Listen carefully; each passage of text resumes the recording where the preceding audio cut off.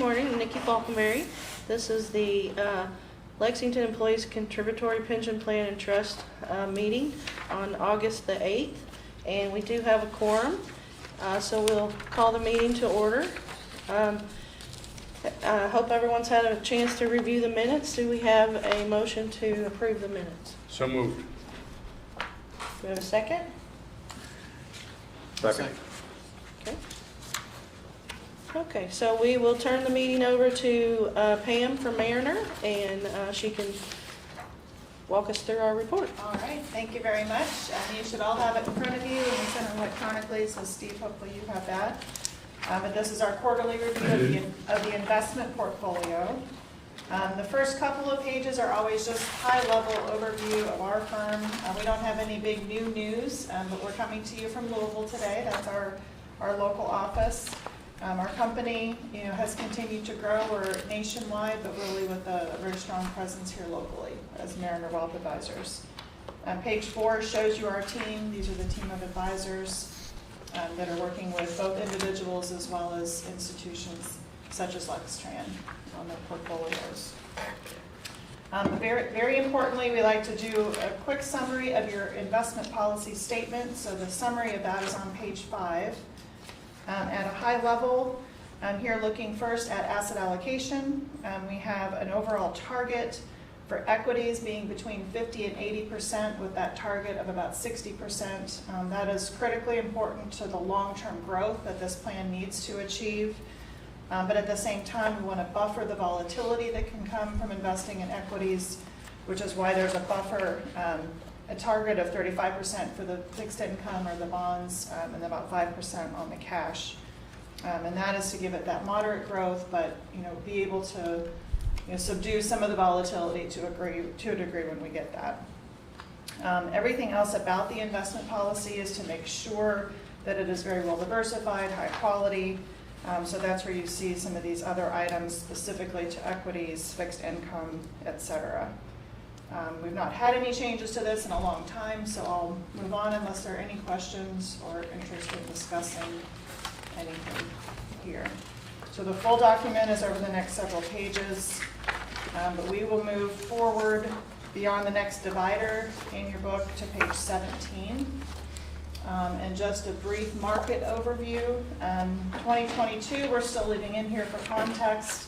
As we all know, that was quite a roller coaster year last year, driven primarily by rising inflation and what that leads to, which is higher interest rates, concern over recession, and just the various domino effect of those concerns. We hit bottom in late September, early October last year. Did see a decent bounce, but still finished the year quite negative. So depending on what kind of stocks you're looking at, the S&P 500 was down 18%, but basically a range of down 7 to down 20, whether you're looking at large cap, small cap, international, etc. If you turn to the next page, we'll see so far this year, we're showing this through the end of July. This is on page 18. As you can see, we had a little bit of zigging and zagging early in the year, but we've actually had a nice steady increase here over the past couple of months. So we're actually sitting in very positive territory. The S&P 500 is up 20%. The Dow's up 8.6, so quite a range again, similar to last year. A lot of that's driven by the technology part of the index, which has become larger and larger. Close to a third now is made up of just the top 10 stocks. It has become a little bit more concentrated. Just so the way that those stocks go tend to create more of the nature of that index, but generally positive across the board. It is looking more and more like we could have what they're calling a soft landing. We have not yet seen that we're into recession. The economy remains strong by a lot of measures, whether it's the job market, the various elements of consumer spending and those kinds of things. We've also seen inflation start to taper. So we've seen a full year now where it's been just a little bit each month, so that our year-over-year numbers are now back down to 3% instead of the 9% where they were. So it's still an unfolding story, but the market has, at this point, anticipated that we're probably, if there's a recession, it will be very mild, is what we would expect at this point. So kind of keep watching. The next page is the portfolio summary, and as you can see on the top left, it shows a breakdown of the asset classes. When you add up the large, mid, small, emerging markets, and international, that gets you to your equity target, or not your equity target, but your equity allocation, which right now is at 76% within our range. The remainder of the portfolio, fixed income and cash, is the 24% that's left. And moving to the right side, we can see a breakdown of the performance. So far this year, the total portfolio is up 15.6%, broken into the different categories. Your stocks, equities, and alternatives are up 21%. Fixed income, or the bonds that are invested, are up 2.6%. Very stark difference from last year, as Pam alluded to. The total portfolio was down 12.4%, and you can see the different components. One thing that we like to look at, though, while we have volatility and variations in the markets, we like to look at longer term performance. So the 10-year number for your portfolio is 7.5%. Equities are up 10.4 annualized and 2.6 on the fixed income. So very strong performance for a long period of time. And then at the bottom, this just shows a breakdown of the account, how much money is in equities, bonds, cash, and then the total balance is $20.2 million.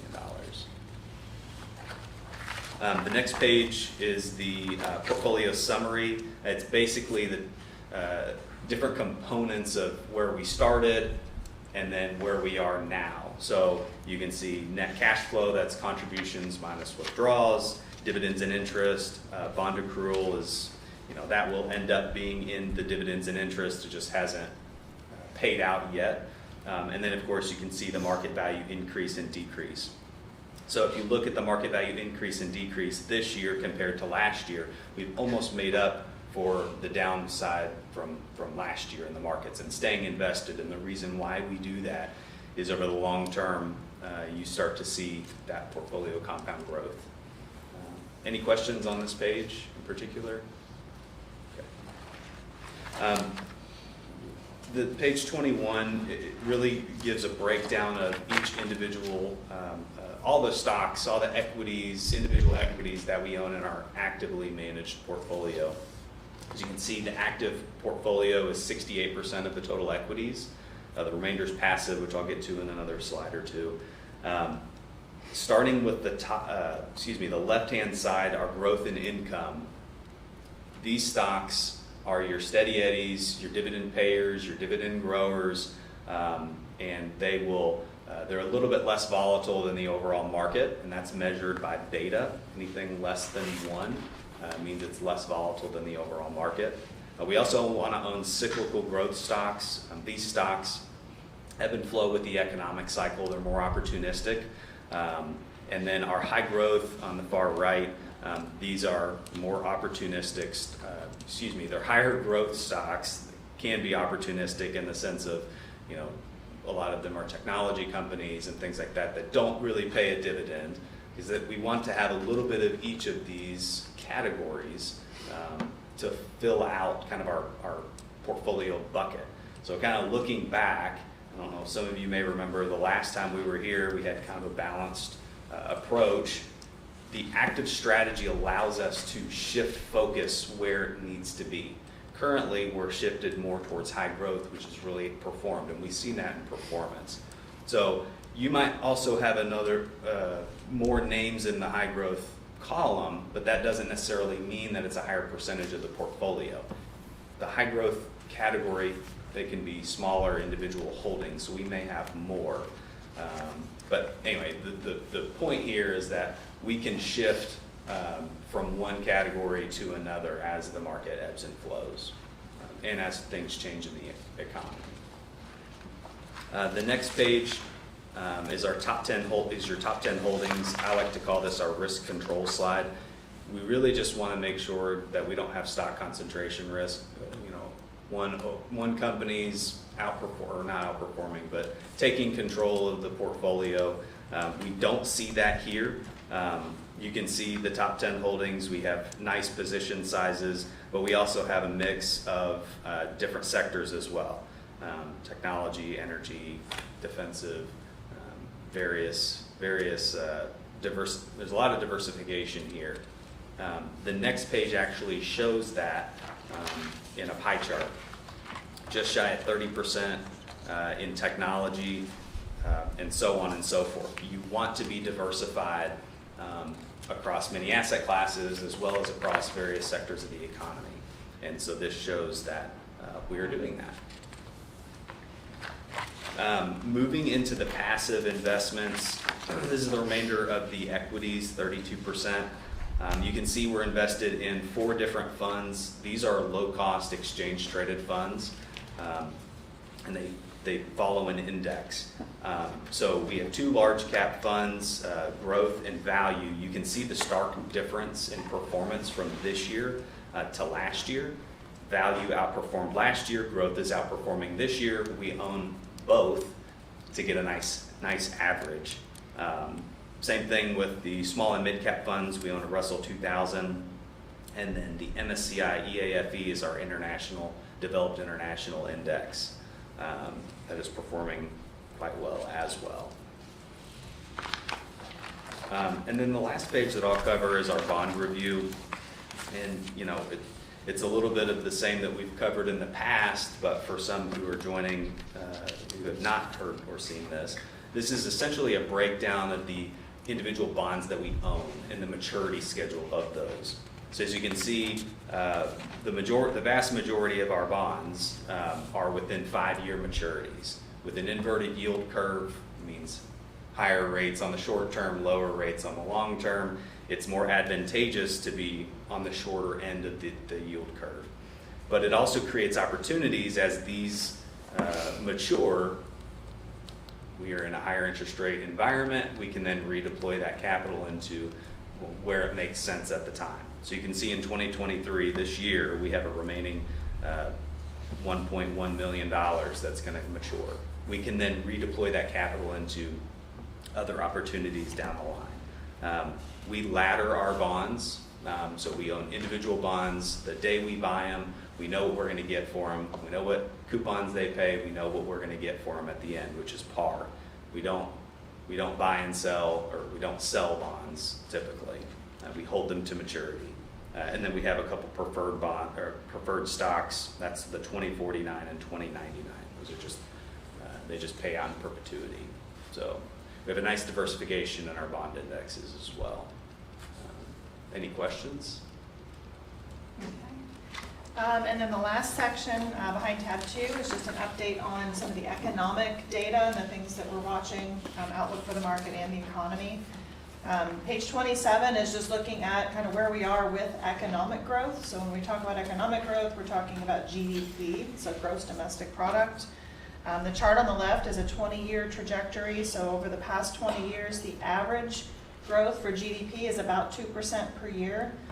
You can see we've been above and below that at various periods of time. More recently, we have been on the higher end. The past couple of quarters have actually been very strong growth. The right is just showing the composition of that GDP growth over time.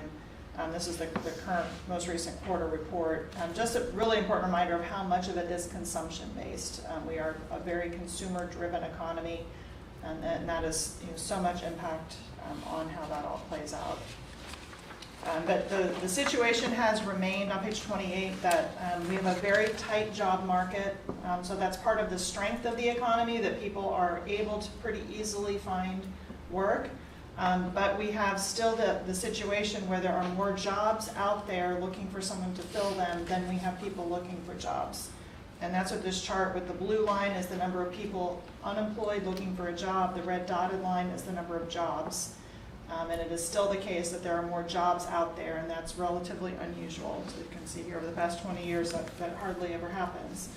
That's a good thing for the strength of the economy, but when we're talking about inflation, that can be viewed as an issue The next page shows why, on page 29. What happens is when you have, so many employers competing for workers, it drives up the wages, so they're paying more to get people and to keep people. That higher labor cost is shown on page 29. That's just the percentage increase year over year, which historically has been in a 3 to 4% average and has jumped to a 6 to 7% increase more recently. And what that can lead to is then companies increasing their prices to cover that cost. That increase in prices is then really where the inflation can really perpetuate, and that's where some of the concern has been with the market.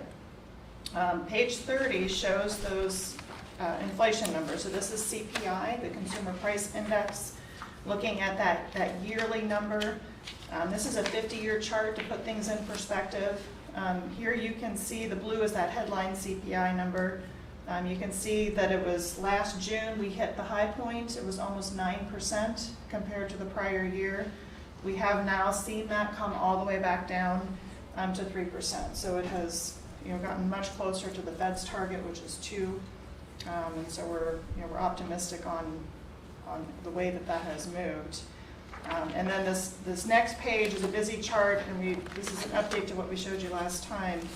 But I think it gives an important message, and it shows in a heat map format where the inflation has been problematic, where it has subsided. And the way the heat map works is that if it's green, it means it's low and it's not of concern. As it turns yellow, orange, and red, it's higher and higher, red being of most concern. The very top set of numbers is the year-over-year increase in prices. So if you're looking at June, it's comparing to the prior year June, so a full 12-month increase. That second box down is the month-to-month number. So if you're looking at June, it's comparing June to May, so just the 1 month before, which is a better way to see incrementally what is happening month to month. And what you'll see is that last June of 2022, is where we hit the peak. Where the year-over-year number was 8.9%, the monthly number was 1.2%. Both of those were red. But if you look at that monthly number, ever since last June, it's been mostly green, a little bit of yellow. It's been a very small increase each incremental month since then. But what it took was a full year to get to where, okay, now the year-over-year number also does not look as high. What has not happened is we haven't seen prices go negative. We haven't seen prices drop back to where they were. So it can still feel to a lot of people that it can still cause issues economically. But from a market perspective, we're no longer seeing that incremental increase. And so that's where the market can say, yeah, okay, we're happy now. It's not at least continuing to increase at those rates, which is why you're seeing the market behaving as well as it is now. But the most recent report in June, as we said, the year-over-year number was 3%, 3.1%. Every category is green or yellow. We would say, knock on wood, we think that maybe we're out of this whole inflation, era. But we got to see a few more months come through and see how things play out. But what that has done to interest rates is on the next page, on page 32.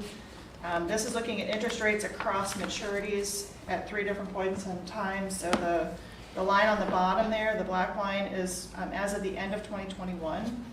And you can see rates were very, very low across the board, from almost 0% for the very short term out to a high of 1.9%, whether it was a 20-year or 30-year bond. With the rising inflation, we've had an increase in interest rates across the board. The green is what it was at the end of this past year. Blue is what it was just here at the end of July. If you look at that blue line, you'll see as everything's gone up, we've seen it go up the most at the very shortest maturities, which again is very unusual. Michael alluded to that inverted yield curve, and that's what that is. This is frequently seen as a predictor of a recession, and it's one of the reasons that a lot of people are still saying, okay, we could still get one. It's the bond market saying that it thinks rates are going to be going down, which is why that 20-year bond investor is willing to buy at 4.2% instead of 5.5% for the really short, because he thinks, okay, you all are going to wish you had this because everything's going to come down.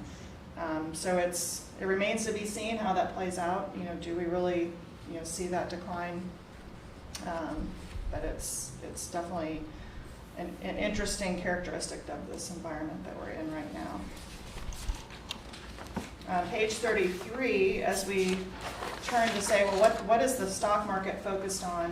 When we're investing in stocks, it's important to remember that we're owning parts of a company, and so those companies' earnings and how much they're growing is what will drive that value over time. This is an outlook for the profits of the companies in the S&P 500, where this is going back to 1988. But the three blue bars are the projections for the next 3 years for just companies across the board. And you can see that those earnings or those profits are projected to grow actually very strongly over the next couple of years. So that is the other part of why the market is actually behaving very well right now, is that the outlook is pretty positive for corporate earnings after having a decline last year. And then page 34 is just a reminder that we like to show you of how often we do see the market pull back and how important it is to just remember that that's a normal part of how things play out. So this is the chart that goes back to 1980. The gray bar is the yearly return, year by year for the full year, up or down for the market and by how much. But that red number underneath is showing what was the largest intra-year decline that occurred sometime during the year before things finish where that gray bar is. So if you focus on the red numbers, you'll see it's not every year that it's 10% or more, but it's more than it's not, that we do get a decline somewhere 10, even 15, 20 or more percentage points, but most of the time still finish positive. So most of them are quick and we recover relatively quickly. Last year took a little longer, but here we are. We've now finally fully recaptured what we lost last year. I think it's helpful to see that longer term, just as a reminder how often we do get those pullbacks. And then finally on page 35, this is an update to our investment team's outlook. In January, we put out an outlook for the calendar year. That outlook this year, as you'll recall, was quite positive on the heels of a very negative 2022. Now that we have really had a very strong return in the first half of this year, the team has said, okay, well, what do we think from this point to the middle of next year, so the next 12 months? At this point, still acknowledging that we could have economic growth that goes negative, we could have a slight recession. If it's positive, we're expecting that to still be a smaller number than what we've seen, so we are expecting the economy to slow down some. And then acknowledging also that interest rates may continue to go up a little bit from here, but we think we're pretty close to the end of that. And so we'll be where we think interest rates will just kind of hold steady for a while. But given that, and given what we've already seen in the market, we are now putting our highest probability on a more moderate return, kind of going out for the next 12 months, still positive, but we would expect a more normalized return in a 8 to 10% range for stocks over the next 12 months at this point. So a lot of things to still play out. We've got things changing every day, of course, but that's where we are at this point. Thank you very much. So, anyone have any questions? Okay, thank you all very much. Yeah, thank you. We will move on to old business. A couple of meetings ago, we were asked, well, I guess Jill was asked to check with an attorney to see if admin employees were required to be in the plan. And yes, according to the plan document, it's Article 3, eligibility, 3.1, conditions of eligibility in the pension plan document. Admin and union employees are both required to be in the plan. He is writing up an official letter that we will share with the committee, hopefully in the next few weeks. But if you have any questions about that, we'll be glad to ask questions. But according to the plan documents, admin and union are both required. Okay. I don't think we have any new business. Anyone have any new business? Okay. Our next meeting will be November the 14th at 10 a.m. Same place. And do we have a motion for adjournment? So moved. Second? Second. Okay. Thank you all very much. Thank you. Thank you, Steve.